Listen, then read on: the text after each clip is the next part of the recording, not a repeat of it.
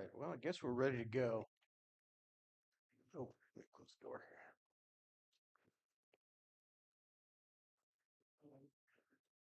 here. Y'all, for those who don't know, Dan and Holly decided to go ahead and leave early. So they're on the road up to Kansas City, I guess, now.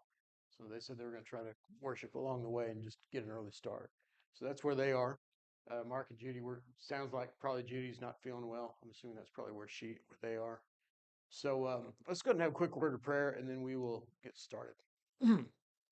Holy God, our Father in heaven, we thank you for the blessings of this day and for the chance that you've given us to come together here and glorify you together, to study your word together, to think about things pertaining to your church and the work that you called us to do here. Help us to, in all things, seek to glorify you and seek to do your will. We pray this in your son's name.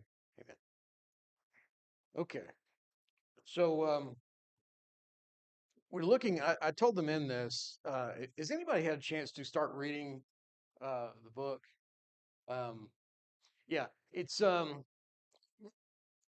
really what I was expecting it to be. There's two books that Jim did. One of them is a compilation of essays, and the other one is much longer essays. And so that's what this one is. So what I've done is ordered the other, which covers similar concepts, but it's broken up. There's about 14 separate essays, so it's a similar format, but it'll be a lot easier to digest, I think. So that'll be helpful for us going forward.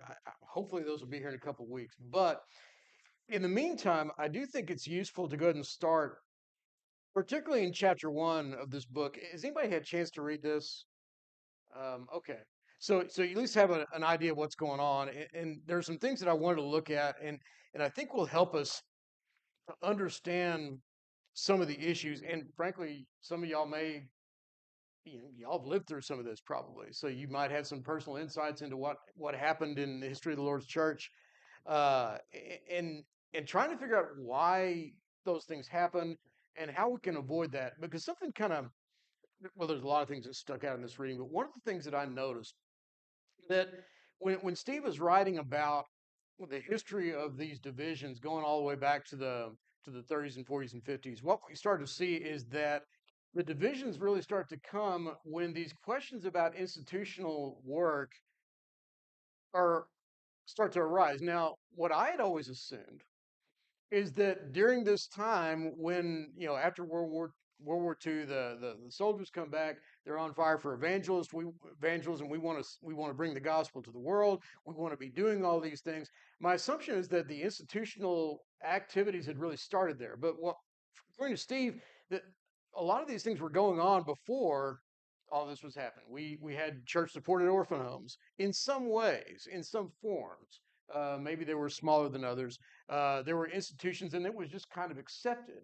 But what starts to happen is that as these efforts escalate and we start to see more of this going on, all of a sudden you've got some of these institutions that are actively soliciting churches saying, look, this is God's work for you to pay for us to do this particular work over here. That caused people to start saying, well, hold on a second. You know, maybe, sometimes we don't consider things until they get a lot bigger than they currently are, until we can't really deal with them anymore. And one of the great values of this, to me at least, and one of the reasons why we ought to be talking about this and thinking about this is because we can make that same mistake. And things that to us now we just kind of accept and just go along with, and hey, this is no big deal. We look up one day and all of a sudden it's, wow, I had no idea it would lead to this. I had no idea this would be the outcome of it. And maybe it's time that we need to step back and take a look. And by that time, it's too late. And we have the division, and we have people that are so invested now in what we're doing that we're not going back. It, The part that really struck me was when he sent out those surveys in the 80s, Mhm. and then he spoke with an institutional preacher and asked him, Yeah, if you could stop giving money to orphans, yeah, conservative brethren, would you do it? He said, no. yeah. Talk about a different God. Yeah. Well, and I want to talk about that a little bit in later in more detail. But yeah, it's the idea that at some point these things have just become so entrenched that there's no going back. And so when we think about this question, and ultimately, I hate to I don't say I hate to agree with Steve. I would, but I hate to agree with this point. You know, his response when people ask, well, can we ever get to a point where we don't have four churches of Christ in this city? And the answer is probably no. And a big part of that reason is because now we are so invested in the way we do things. And there's some truth on both sides of that, isn't there? The idea, I think there's some areas probably that we could have room for compromise. Uh, but I suspect there's too many of us that are probably would be unable or unwilling to go to any farther than where we are right now because this is how we do things. And I think one of the main points of this series of classes is so that when we talk about these things, whether it be with folks at Okie or folks at, or not Okie, sorry, folks at Eastside or folks at Loving Highway or wherever it might be, that our conversations aren't, well, this is just the way we do things here. Why do we have different churches? Well, because we believe in doing this and you believe in doing that. And what happens is we start taking on kind of a denominational aspect. I remember, I'm old enough to remember that when we talked about the fact that the Church of Christ was not a denomination, well, more and more, it's becoming hard to make that argument, isn't it? I mean, a lot of times we act like a denomination. This is how churches of Christ act. This is how they teach. This is what they look like. This is how they do this or that. And as a result of that, we've got brethren who have baptized believers in institutional groups that will argue that yeah, the Church of Christ is no different than the Methodists or the Presbyterians or the Baptists. We're just another denomination in this world. And the question is that what we want to be? And I think it's coming from what he says that is because of the observation that everyone made during the 30s and 40s. Mm. Is that when you got a member of the Church of Christ, they were a fountain of knowledge. Yeah. They obviously had a love for God, a love for the Word, and a love for knowing the Word. Right. Okay. And now, by and large, the Church of Christ are no different than any other denomination in that our Bible knowledge is generally esoteric. It's Mhm. just on the surface. Yeah. Well, and we can't explain why we do things beyond. I'll be honest with you. I've heard brethren talk about instrumental music, and I agree with where you ended up, but how you got there makes absolutely no sense. We can make really bad arguments sometimes because we don't understand the issues, and the reason we don't understand the issues a lot of times is because we just assume that they're settled. We assume everybody understands, so we don't talk about it. And so it's important to remind ourselves of those things, not to have sessions. And I want to be careful in these sessions that we're not doing this. So this is why we're not like the liberals. I don't want to do that. That's not the point of this. And in fact, I'm going to try not to talk about liberal and conservative in this. It's a bad habit I got into years ago. But the reality is that liberal and conservative is really not what we're talking about here. That's not really how. It's not really helpful. It's almost not helpful. I see that in politics a lot too, but even more so in the Lord's church. You're a liberal and I'm a conservative. Is that there's some connotations behind that I don't think are useful. So I try to stay away from that. And if I slip into that, please forgive me. But I want to start reading in Ephesians 4 and look at this statement that Paul makes. And I think this is kind of the where all of this starts. And it goes back to this idea. In Ephesians 4, in verse 1, where Paul tells the disciples in Ephesus, he says, I therefore, a prisoner for the Lord, urge you to walk in a manner worthy of the calling to which you have been called, with all humility and gentleness and patience, bearing with one another in love, eager to maintain the unity of the Spirit to the bond of peace. There's one body and one Spirit, just as you were called to the one hope that belongs to your call. One Lord, one faith, one baptism, one God and Father of all, who is over all and through all and in all. And the question really starts off with, is that an unreasonable request? Is that an unreasonable requirement for God's people? To be one body, to be one faith, to be united in what we do. Yeah, that was that. Yeah. Yeah. If there's one head and there's one body, and we've talked about that illusion of the church as the body of Christ. And a lot of times I think, especially in the religious world, we look at that and it's just kind of a thing that we say, and we don't really think about the practical applications of this.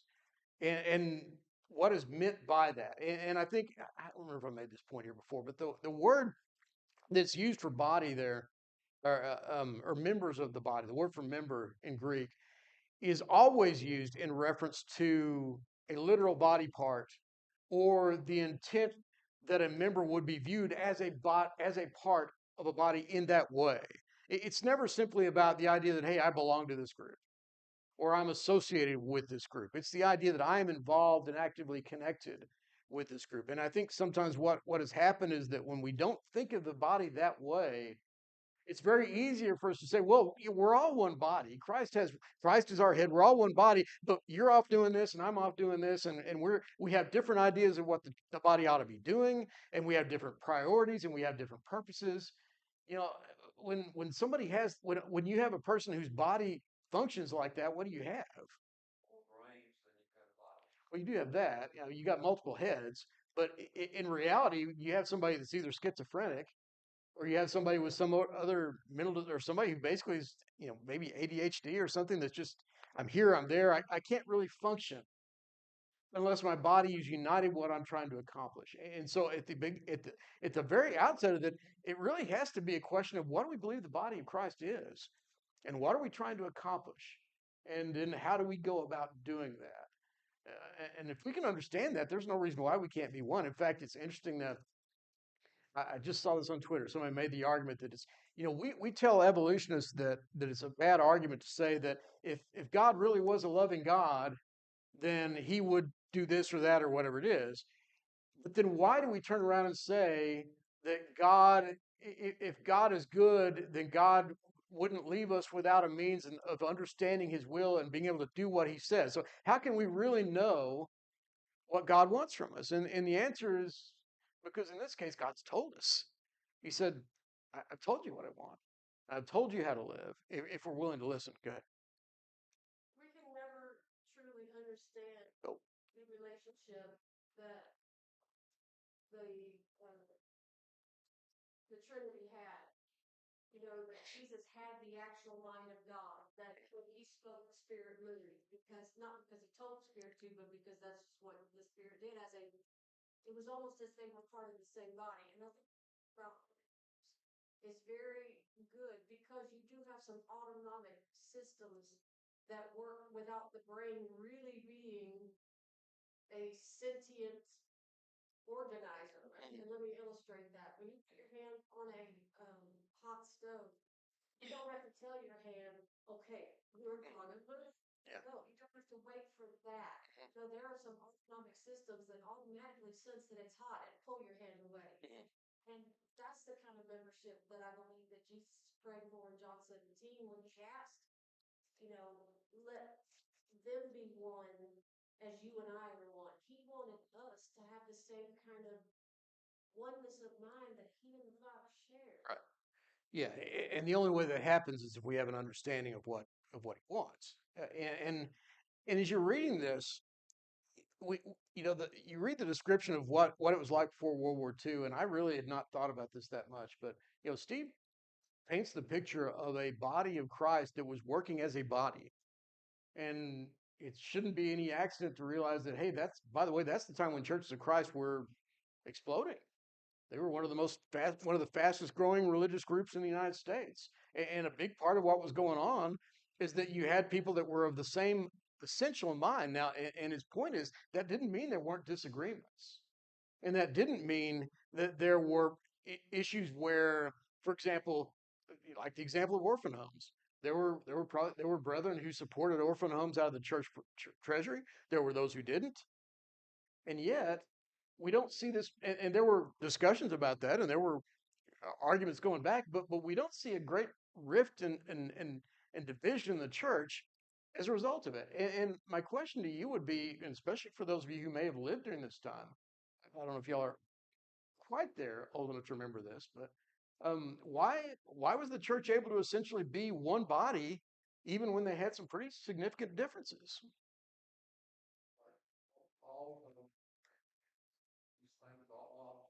Hmm. Hmm.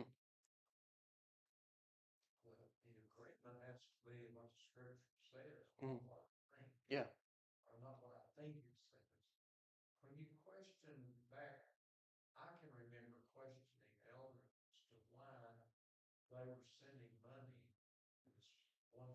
Yeah.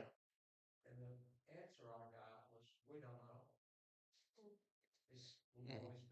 We just always done it.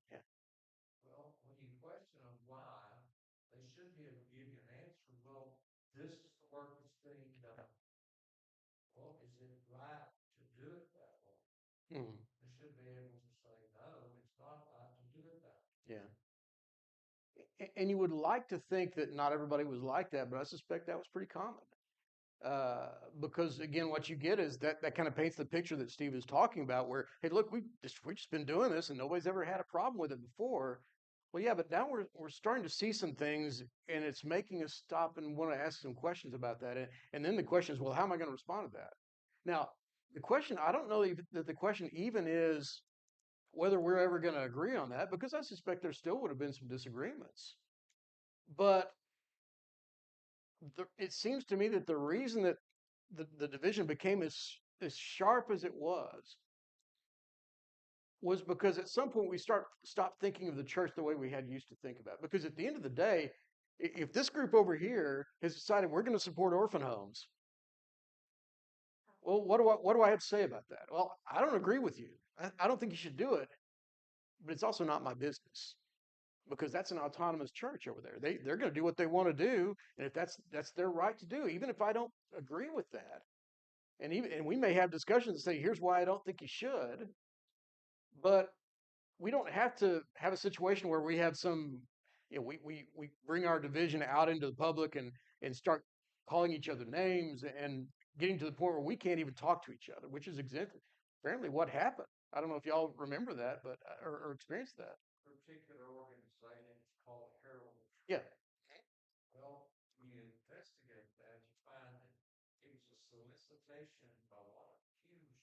yeah,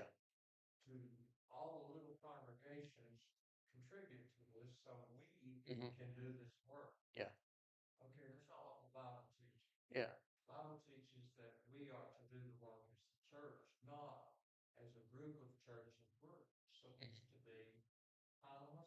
yeah. And yeah,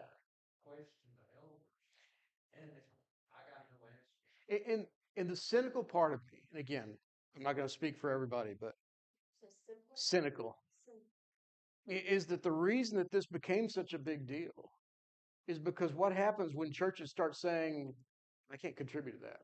I don't think that's scriptural. Well, I can't do what I want to do. All of a sudden, that's threatening my power. That's threatening our ability to do what needs to be done. Now, and whether you think about that from the best possible terms, which is I'm convinced this is the Lord's work, and we need to be involved in this, and you're hindering the work of God, or we look at it from a secular point and say, look, these are things that we at this church aspire to be and do, and we can't do what we want to do unless we get all of you to send your money to us, regardless of where it is. It's that idea that ultimately now I'm starting to see individual autonomous congregations as means to which I can leverage them to do what I've decided I want to do. I mean, I think that's a fair, is that an unfair? I mean, yeah, I don't, yeah. Mhm. Yeah, and again, I try, and Steve made this point that I'm going to try not to write this in a slanted way, and I hope that I'm trying my best to do that as well because I know, look, I don't know what everybody's background here is. I suspect some of us may have grown up in institutional groups. We may have institutional leanings. I don't know, and that's fine. So I don't want to misrepresent, but it's hard for me not to think about it in terms of cause and effect and in terms of what we need to be aware of, even if that wasn't true of certain groups. Can we see where that would be a danger? Can we see where there would be a real temptation to leverage all this? Look, if we just forget about church autonomy and we could just all bring everybody together under one roof, how much more could we get done? Well, and wouldn't you agree that an ushered in dangerous kind of environment that we're in now? That we just, if certain group of members start doing something that we don't agree Yeah, with, comes us and them, and we split, and that's yeah. churches in the greater Birmingham area. Yeah, and I think that's a big part of it because now you get the reactionary side of that, right? Where now we're sitting here, we've seen what happens when the slippery slope goes too far, and so we've decided that this is where I'm going to, this is where that slope becomes slippery, and we're not going to go any beyond that. And if you go beyond that, uh, we're going to have problems. And we start binding where God is not bound, and frankly, we start imposing on autonomous groups what we don't have any right to impose, and we start seeing each other differently. And I think that's, this is one of the things, and I've heard people make this argument. There is some truth to this, that you know one of the things that I've heard discussed among preachers when we got together back in Alabama. This was about a year or so after they had a pretty large get together of institutional and non-institutional preachers to get together and just talk about the issues and why did this happen. And Jim, who edited this, made the point that I was really surprised to find out that a lot of the men that were preaching in these groups didn't really understand the issue to begin with. They didn't know why we divided, and the assumption was that, well, look, we just couldn't get along. He told us, Yeah, guy he talks to has no idea what the yeah, problem yeah. If we would just been nicer to each other and kinder to each other, we wouldn't have had these problems. Jim, go ahead. When I was high school age, Mhm, I wasn't a big mhm, little town I grew up in, like 600 people, 700 people. There was a Baptist church, mhm. Baptist church. That was three-fourths of the Yeah, population, yeah. and there were three churches in Christ. Now, what year, if you don't mind me asking, what year would this be? 65. About 65. Yeah. So yeah, after this big split took place, and then like we've talked about this before. All of a sudden, if we can divide over this, well, we can also divide over Bible class. We can divide over one cup. We start finding all these different ways that we're going to say, hey, look, we were able to divide over this. It's just easier if we'll identify ourselves as this kind of Church of Christ, and that way we don't have to have those discussions anymore, and we don't have to have those arguments anymore. And I suspect that that's a big part of what has happened. And again, it goes back to the part about, has the Church of Christ become a denomination? And in some cases, it's very easy for us to allow ourselves to become that. And so, again, this is not the point of none of this is to go back and point fingers at anybody. The point is simply to say, can we identify things that are useful for us in the way that we look at the Lord's church today? And how can we avoid some of those issues? Any thoughts or comments on any of that? Well, so it's not possible for like, you never done that, that's okay. You know, that's okay too. Hmm. All of them still get along. I guess it's just not that simple to do that. It's I mean, I always read the church that you read about in the New Yeah, Testament. yeah, We try to be the church mhm, that you read about in the New Testament. yeah.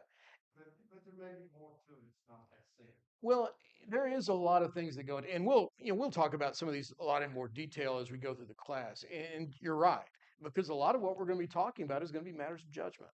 Now, there's good judgment and bad judgment. I consider and say, look, I can't say definitively that this is sinful, but I can tell you where it's going to lead, and I know that from history, and I can tell you that here we are one day, and tomorrow you're here.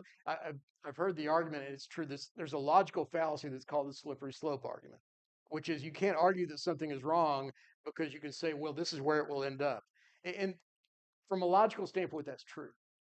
But there's also a common sense standpoint that says we need to be wary that this is, history. History is not stagnant. We typically are going to move along a line.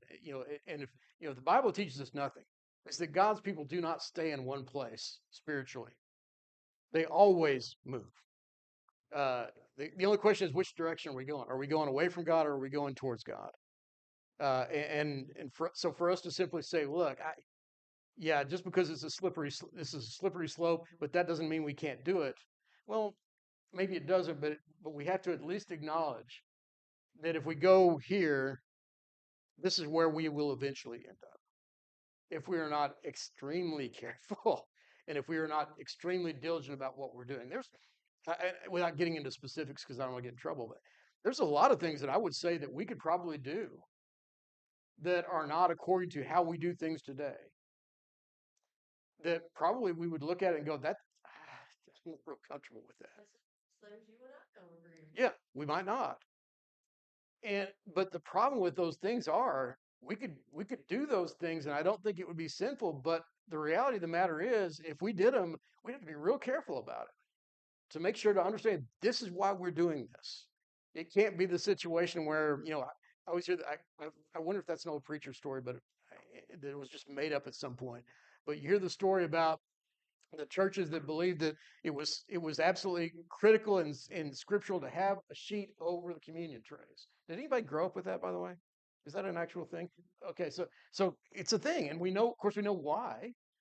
Because we didn't have lids, and we're trying to keep the flies out of the wafers and out of the juice. But at some point, it became this is just how it's done.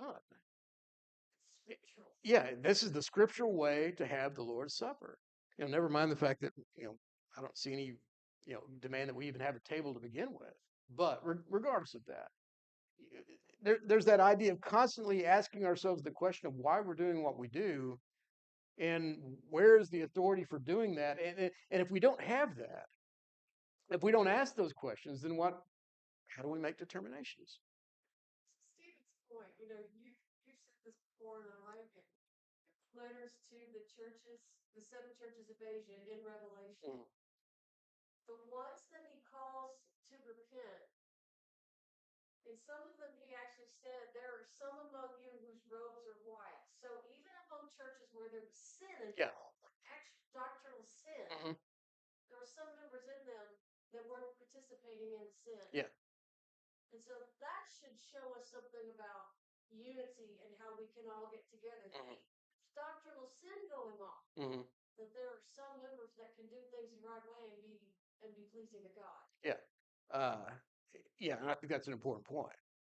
I want to look at this real quick. I got ahead of myself in my notes, but when we think about this idea of being united, and that very question, can we even know? Can we know enough to where this group and that group and that group can all practice the same things? And I think I alluded to this in a lesson a while back, either last year or earlier on. But when we look at some of the especially in the book of First and Second Corinthians, the idea of there being a common pattern and a followable pattern and a pattern that was meant to be followed. um, yeah, I think that's pretty clear. First Corinthians 7:17, for example, um, as Paul says, only let each person lead the life that the Lord has assigned to him, to which God has called him. This is my rule in all the churches. In other words, I'm telling you what I'm telling everybody else. I'm giving you the same message. If you go over in First Corinthians 14, verse 33, this is a passage it's not really talking about what we're specifically talking about today, but I think it gives a principle about God.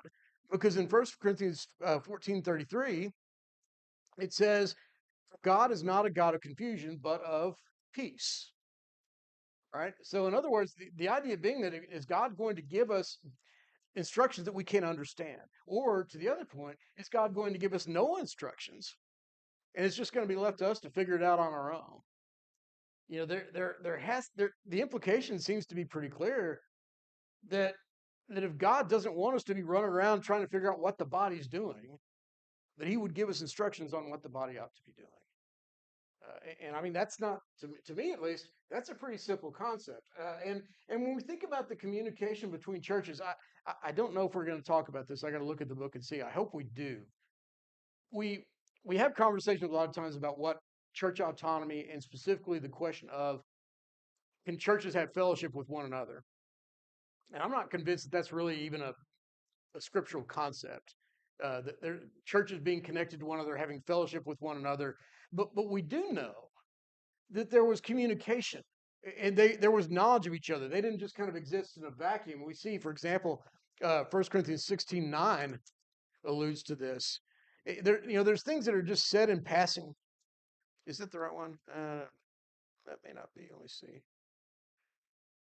Oh, I think it should be 10. Uh,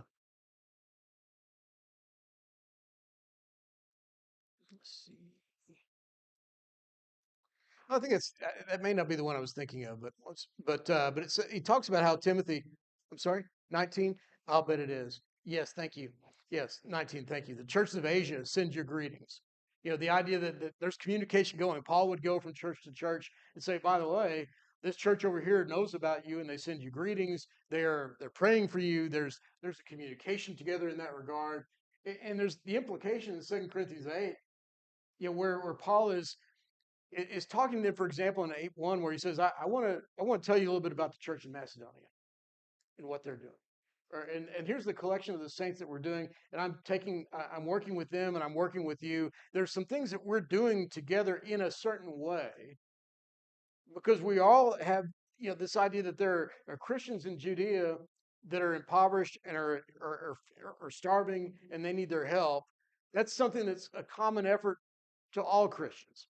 And so, are we aware of what this group or that group is doing? Are we, there's a sense in which I don't know if I'd even call it cooperation, but I would call it a common goal and a common understanding of a problem. Eh, Yeah, talking about it. Yeah. Mhm. Yeah, and if that's my concern, then that's your concern. And maybe we're not necessarily. Again, I'm getting ahead of myself. I won't get into the details of that yet. But the idea, in fact, he talks about. He describes Titus in 1 Corinthians, 2 Corinthians 8:23. He says he's my partner and fellow worker for your benefit. And as for our brothers, they are messengers of the churches, the glory of Christ. And we think about what our model is for communication with one another. And one of the things I think about a lot, and I guess as a preacher, I'm more in tune with this, but how preachers communicate with each other and how we compare notes and we ask each other what's working, what's not. Do you need help over here? Do you have Hey, have you done a lesson on this? Can I look at this? Trying to find ways to pool our efforts, not from the standpoint of finances or not the standpoint of me coming over and doing your work for you, or you coming over there and telling me how to do my work, but the idea that we want to be praying for each other and being actively involved, knowing what we're doing and helping each other along the way, because we are one body. Somebody made a point. I've got to think about this a little bit because I'm not. I confess I'm not sure one way or the other. But his point is valid. If there's one body and one head, is it accurate for me to say that I can look at the local church as one body in the same way that I look at the universal church one body? I've typically made the argument that, look, it's unrealistic for me to say that this local church is a body with hands, feet, eyes, everything else like that. And each one has its own set of hands, feet, or whatever it might be, because otherwise, well, if my eyes are in another congregation over here, how does that even work?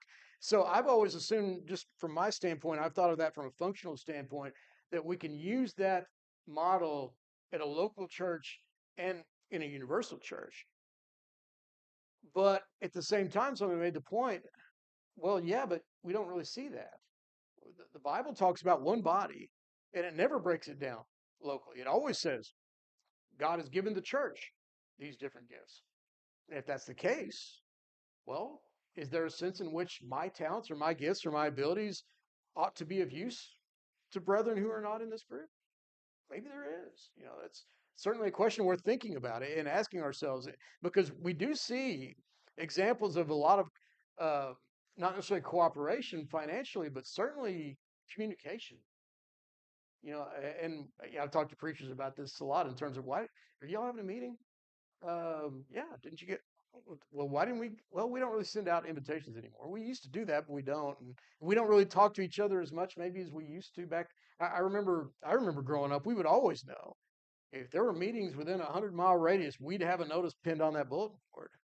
But we don't really do that as much anymore, and I don't know why that changed, or what's happened. Maybe we just kind of people stopped coming and we just gave up trying. Maybe that's what's going on.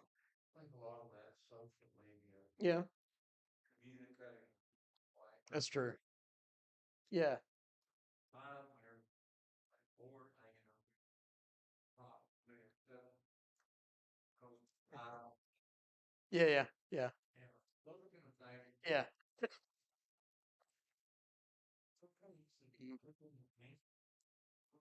Oh, I could barely remember when overhead projectors started to become a thing. Uh, Preaching that come babies, he brought big, huge flip charts. yeah, Artie, That's Oliver Murray, was it Oliver Murray? Now he probably wasn't the only one, but he's the one that everybody thinks of because he didn't just have he had charts. I mean, they were elaborate. I guess that's one of those things where once you figure out what you believe on something, you better not change because then you got to redo all your charts. But yeah, that same chart. yeah, I I can still remember. Fortunately, overhead projectors did not last very long, but I remember that point where it was just that kind of the painful thing where the preacher would be up here and he'd managing the over, he'd put the slot, he'd put that on, then pick it up, put on the next one, and yeah, and it would float off somewhere, and he would have you'd have to take the piece of paper and kind of cover up your point because you didn't want people to read ahead, just little things like that. But to your point, when that stuff starts happening, that's I don't know, that's it's like I don't know. That's change. I'm not sure I'm comfortable with that. We've talked about churches who've now gone to electronic hymnals and they'll have everything up there. And I'll admit I was kind of I don't know how I feel about that. But what's been interesting about it is the places that have adopted it. It's turned out it's worked really well. As long as you've got somebody back there who knows how to use the clicker and is able to do it properly. Uh, but change is not always a bad thing. And sometimes we resist change just from that standpoint. Well, yes, ma'am. Yes, ma'am. Yeah. Hmm. Yeah.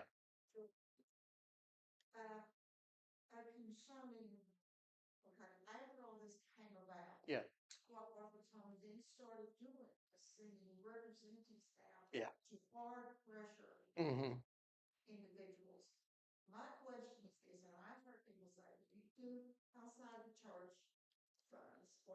Yeah.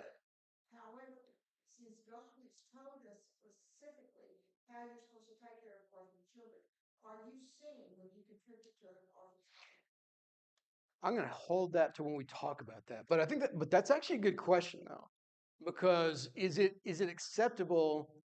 Like, is it acceptable to me to find a way to care for an orphan that is not the biblical family model? And we'll probably talk about sacred selections, I'm sure, but the idea that this is a group that said, look, this is what these kids need. They don't need to be in a home; they need to be in a family. And so we're going to step up and try to fill that void. So yeah, that's an interesting question. We'll talk about that when we get to there. I don't want to dodge your point, but we're also out of time, so I'll use that. I know. But no, but those are questions we ought to ask. I mean, is this really even the model that we ought to be using? So, yeah,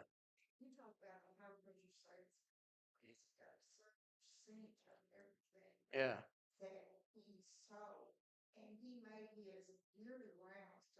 yeah.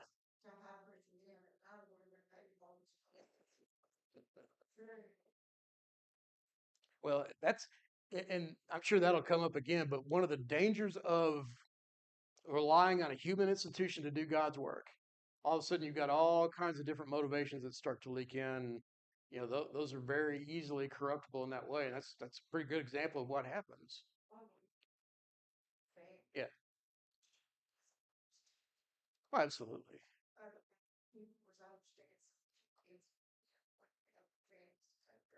Yeah. Hmm.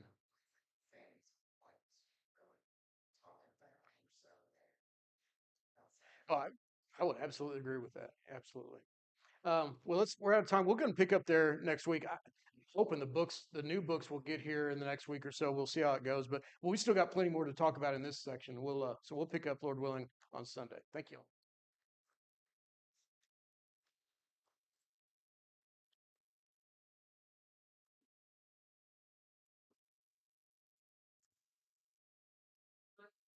Okay.